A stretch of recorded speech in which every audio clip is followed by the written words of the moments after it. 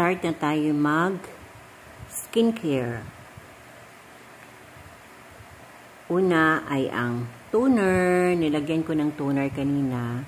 At primero naghilamos ako ng sabon. And then nag-toner gamit ang cotton. And then ito ang finale.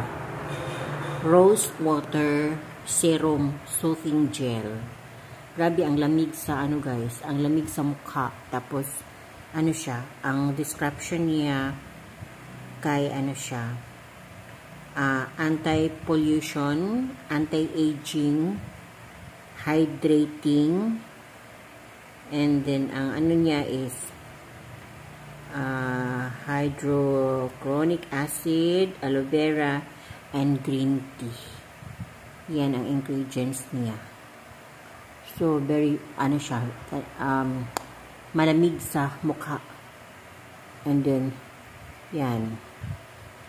Bago lang ito na-introduce sa akin ang Hello Glow. Hello Glow. Rose Water Serum Soothing Gel. Uy. Soothing Gel. Yes. Mabili siya sa home and fashion. Mura lang. Walang ito. Hindi siya kamahalan. Tapos malaki pa ang jar.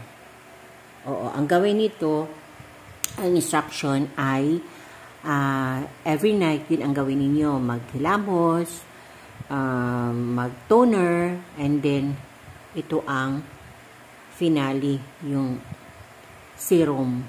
Rose Water Serum Soothing Gel. And then, pag morning, maghilamos, mag-toner, and then itong soothing gel, and then maglagay na ng BB cream. And then, ang BB cream natin, guys, ay Everbelina. Ito, guys, maganda ito sa mukha once na ilagay natin. Pero, ilagay lang natin ito during day. Lalo na kung may lakad. All day baby cream. Anti-wrinkle. Infused with shea butter, skin flaming formula, fresh finish, lightweight, with UVA, UVB filter. So, meron siyang sunscreen.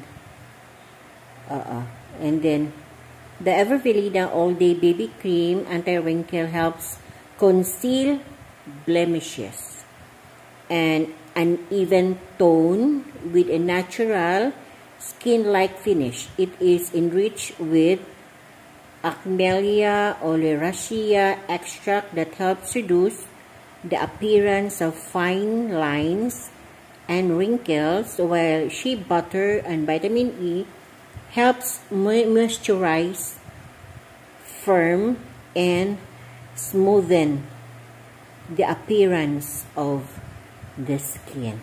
Hopefully, kasi hindi ko pa ito na open, ngayong araw ko lang ito nabili, pero ang nasubukan ko ngayon ay yung toner, yung soothing gel na rose water serum, tapos bukas ito ang ating gagamitin for all day.